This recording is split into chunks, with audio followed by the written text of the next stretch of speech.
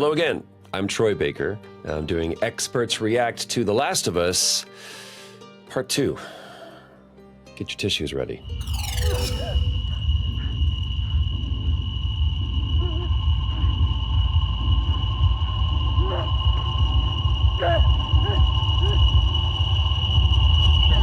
Dude, it is clearly you can tell that I love talking about this. I remember being in London with Neil, and while we were filming Last of Us Part 1, we didn't know it was Part 1. It was just The Last of Us.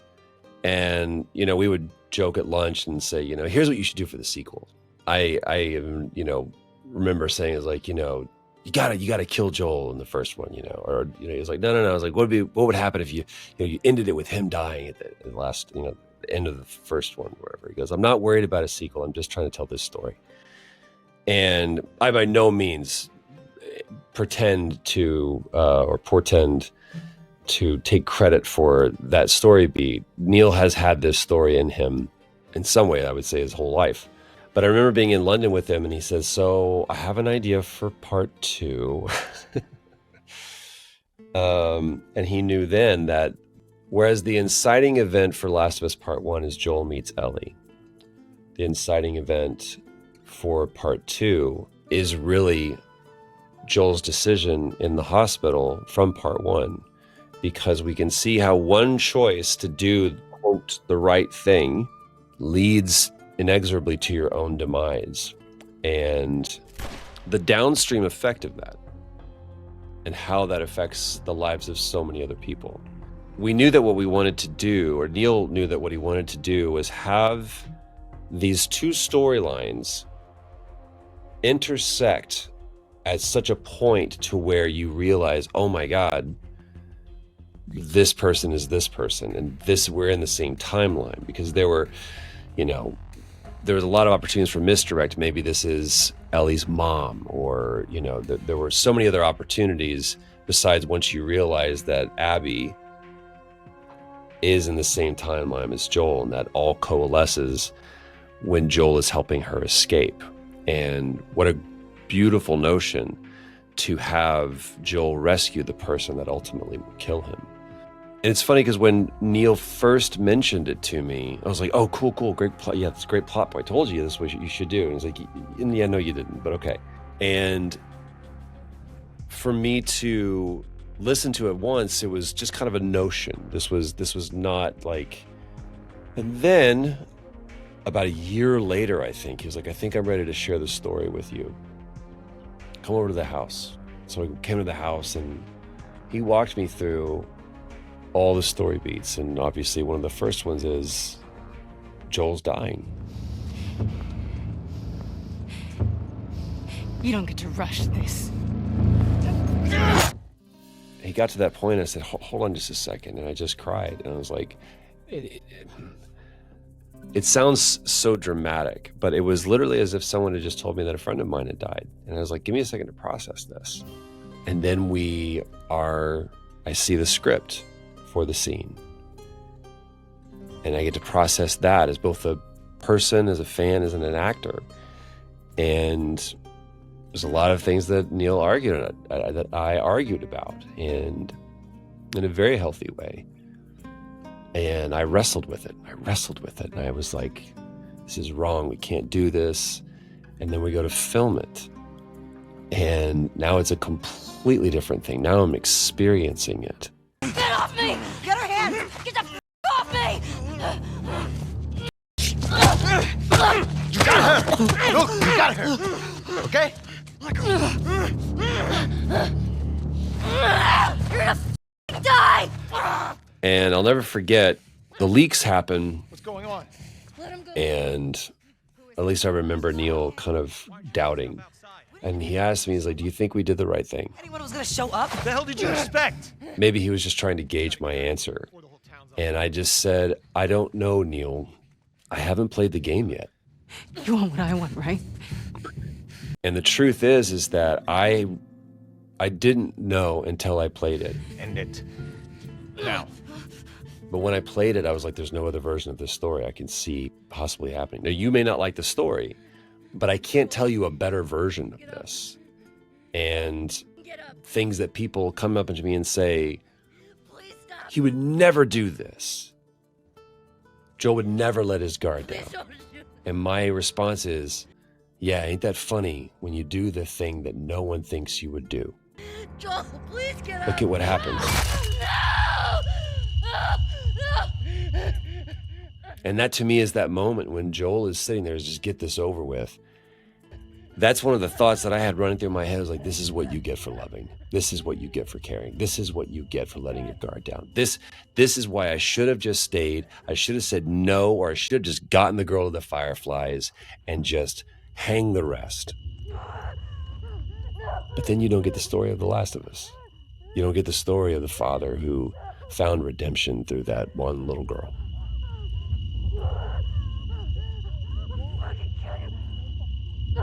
And to me, I would much rather have Joel be found guilty of doing something out of character than just being a flat character that never did anything interesting.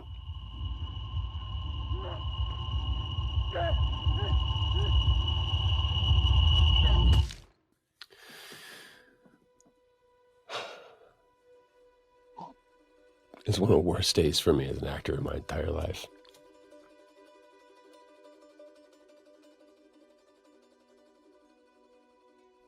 I never wanted, well, that's not true.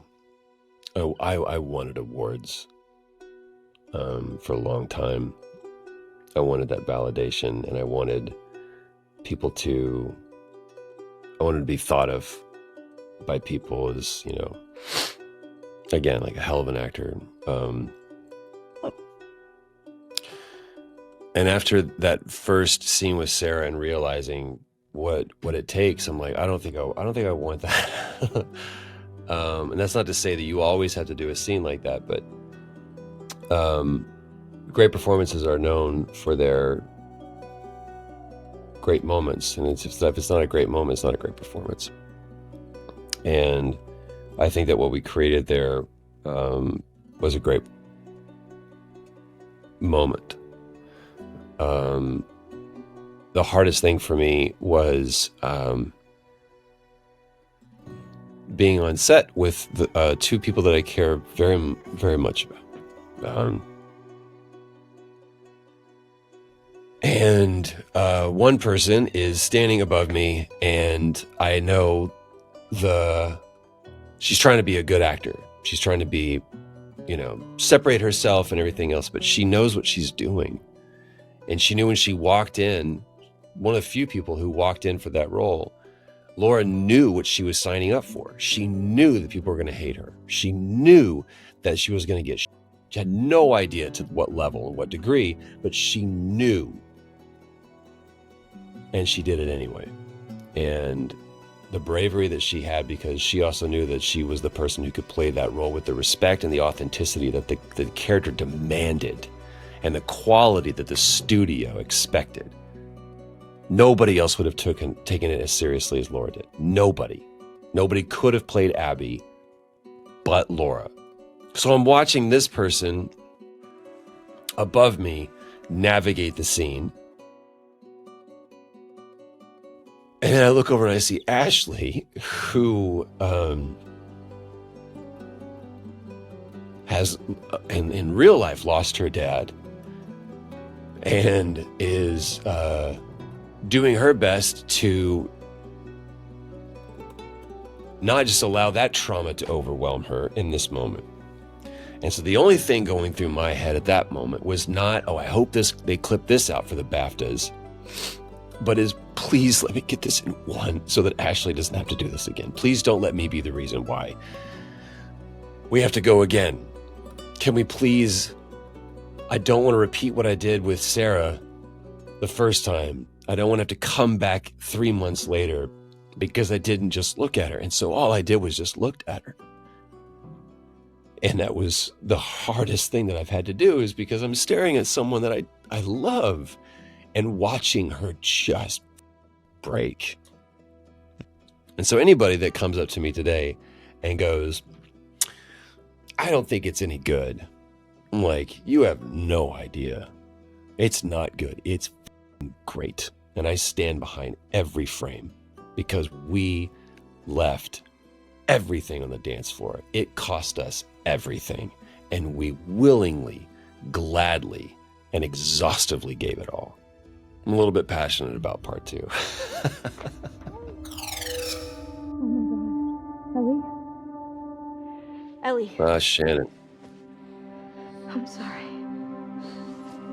I remember when the game came out and I finally played it.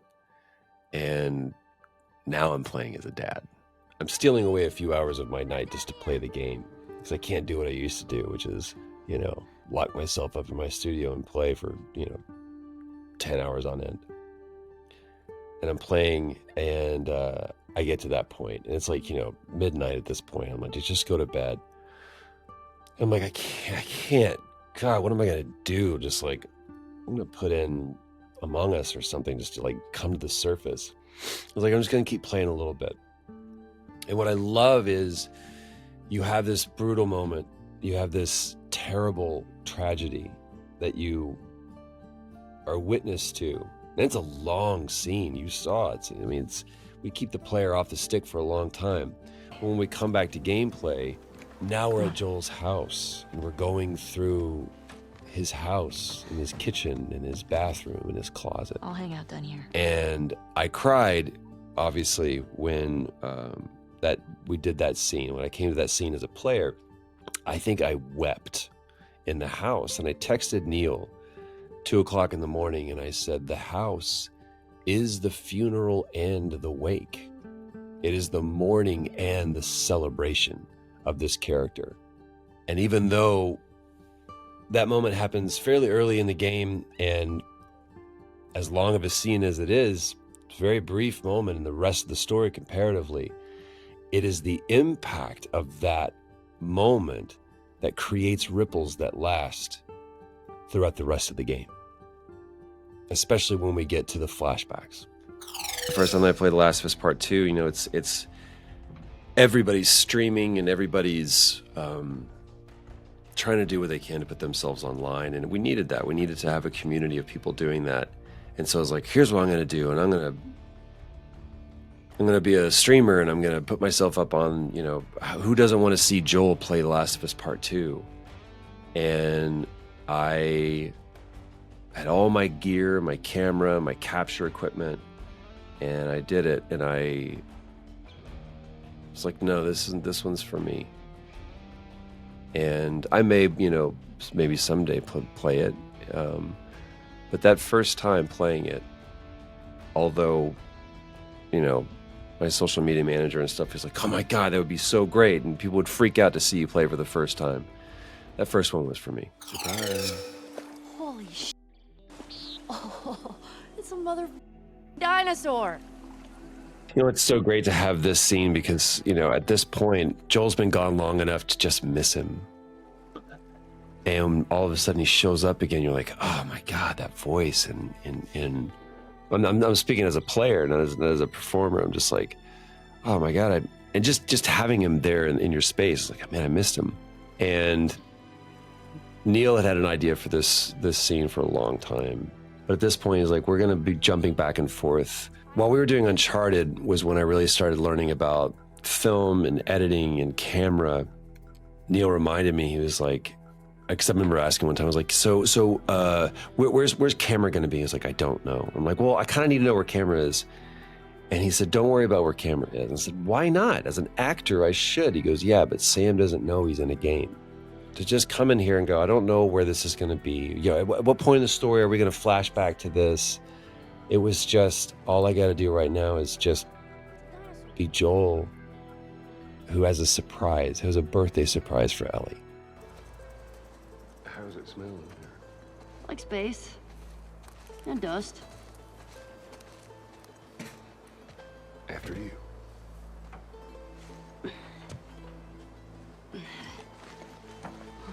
It was really hard getting in and out of there, by the way. When you're shooting mocap, you're needing to make sure that those 60-odd cameras can see all your markers, and when we're already laying on our back. This is one of those things where, tech and art really bump up against each other. because technology is going, hey, we really need to make sure that we're servicing the needs of this tech. We got to make sure that we can see the markers. We can't really put anything over this obscuring. We're going to lose data. It's going to make it way harder down the line for us to make this scene look at the level that you're wanting it to look at. But the artistry of the scene is demanding that we're not just in a booth, we're on a stage, that we're not just sitting in chairs, but that we're on our backs, that we have things that are represented for her to be able to touch and tactily move inside of this thing and explore. And so they were like, well, let's build a window right here. So you know that there's this window right here. And let's make sure that everything that she's touching is in the right distance to where she actually is. And what does it feel like if you guys are actually kind of on your back? Like, that changes the way that we sound, changes the way that we interact with each other. If she's got that helmet on, the way that we look at each other is different. This was a big challenge. The level of fidelity, not only from a visual standpoint, but also purely from the artistry and narrative standpoint, demanded that we all work hard on this. It was worth it. Man, I know that hope. T-minus 25 seconds. 20 seconds and counting. So like Neil is just talking Ashley through all of this. Saying, you're feeling this, you're seeing this. So it was literally Neil just going, okay, now you're feeling everything shake, you're seeing the reflection of this, literally just talking her through. So what I love is that Neil's imagination is informing Ashley's imagination. And it was truly two kids playing make-believe. And Neil knew what he wanted it to look like. And I love that we're just with Ashley, or just with Ellie in this moment. And just through light, we experience what she's experiencing. And then we're back.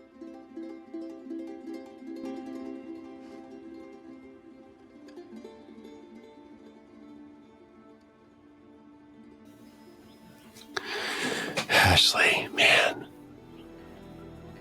We knew that this museum level was going to happen, and what Neil had set up before with that one day on set while we were maybe even been at lunch or at the end of the day, where it was just a casual question.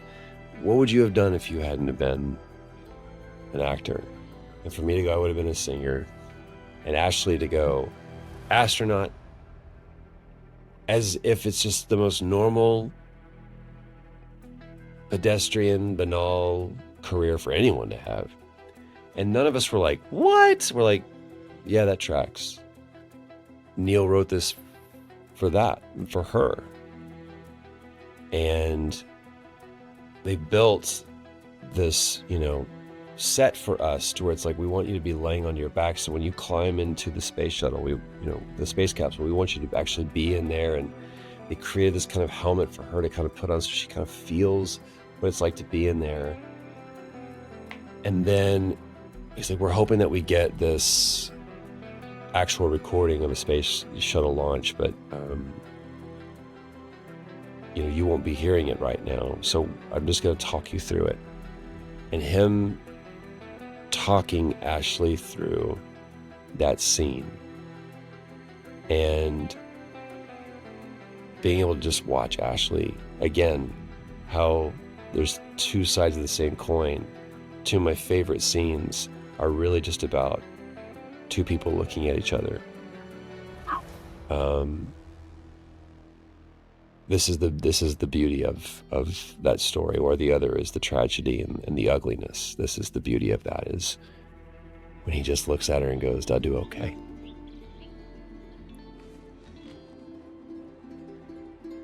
I do okay.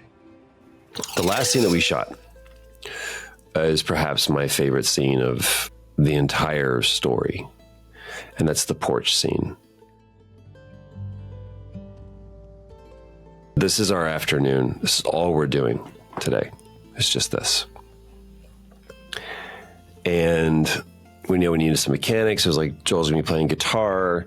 This is gonna happen after. Where it plays, we're not sure. So to your point earlier of like, this is gonna be a flashback. And what I love about the porch scene is that it's his one moment of honesty.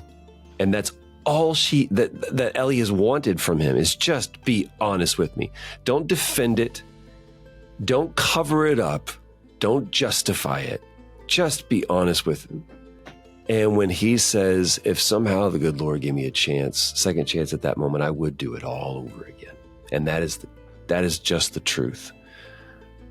For right or for wrong, you can hate me for it.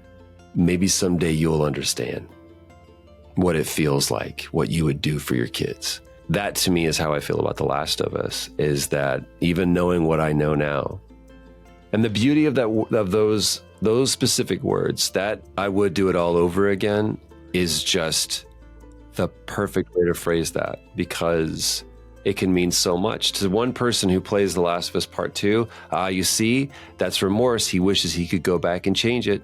To the other person, it's no. Not only does he stand by his decision, he now understands it. I'm weird. 28 Days Later, I think, would probably be my favorite zombie movie. Either that or Shaun of the Dead. It's a toss up between those two. Just because I love Simon Pegg, and I think that movie does a great job. But 28 Days Later, it was so grounded. I think Cillian Murphy is amazing. My plan for the zombie apocalypse is my wife and I, we have that bug out word, which if either one of us says, we know it's like, all right, it's go time. Now that we became parents, we realize, well, we don't just get to go, oh, well, I guess I'm done. We need to make sure that we're providing for families. So yeah, I would definitely have my weapon, and it's not going to be a gun. That would not be my weapon of choice because, again, as The Last of Us teaches us, that ammunition is incredibly rare and not reusable. I'm going to have water. I'm going to have communication that does not require anybody else's network. And I have my go-to place of where we go. How long I survive? I don't know. Maybe The Last of Us teaches me how to survive a little bit longer than I would have on my own. But I don't think I give myself pretty good chances. If I had the opportunity to play anybody else in The Last of Us, man, I don't think there's anybody else that I would play. I could give you a fun answer, but the truth is, it's I got the opportunity to play, in my opinion, one of the greatest characters I've ever had the honor of playing. And, people come up to me now and they say, you're the only one who can play Joel. And again, I take it as a compliment. But the truth is that I hope that Pedro's not the last Joel. I hope that there are thousands of people that play Joel, because that's the kind of character we were trying to create. Who's King Lear? Who's Henry V? I'm sure someone's playing Richard III in the West End. I think Kenneth Branagh is playing King Lear in New York.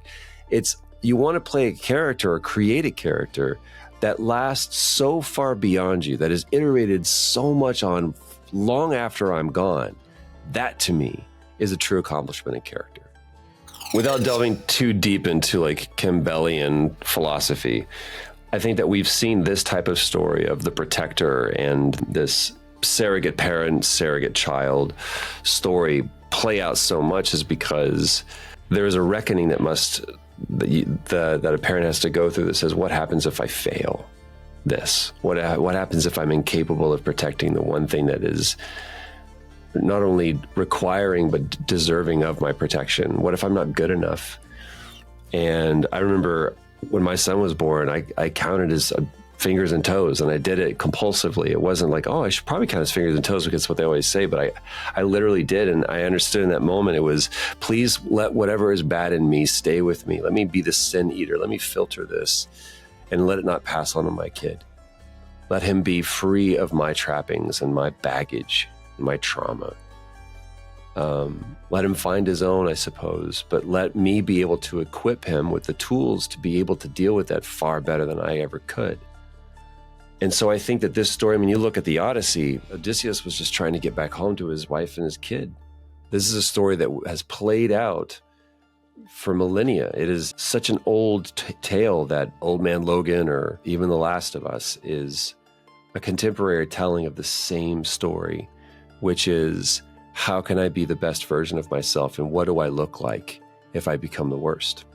Thank you for sticking with me as we walked through The Last of Us. Many tears were shed. Hopefully you smiled a little bit. If you have a story about The Last of Us that you want to share with me, I'd love to hear it. Tag me on at official Troy Baker on Instagram or TikTok.